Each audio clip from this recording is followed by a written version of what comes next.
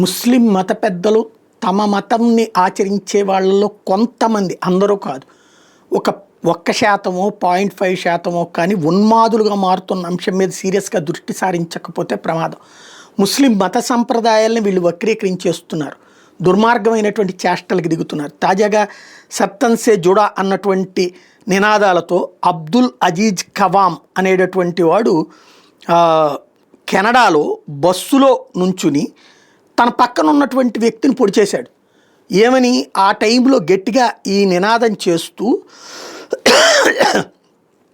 నా వ్యక్తిగతమైనటువంటి కక్ష నీ మీద లేదు, అల్లా ఆదేశాల మేరకు నేను నీ మీద ఈ పని చేస్తున్నాను అంటూ ఆ పాసింజర్ మీదకి దాడికి దిగి అతన్ని ప్రాణం తీశాడు. ఇది ఇప్పుడు సంచలనం సృష్టిస్తున్నటువంటి అంశం. రాబోయేటటువంటి రోజుల్లో ఇలాంటి ఉన్మాదులు ఎంతమంది పుట్టుకొస్తారో తెలియదు. ఉన్నట్టుండి మన పక్కన వాడు ఉన్మాదిగా మారితే ఏం చేయాలో తెలియనటువంటి పరిస్థితుల్లో సమాజం కూడా ఉంటుంది. కాబట్టి జాగ్రత్తగా నిర్ణయం తీసుకోవాల్సినటువంటి అవసరం ముస్లిం మత పెద్దల మీద ఉంది.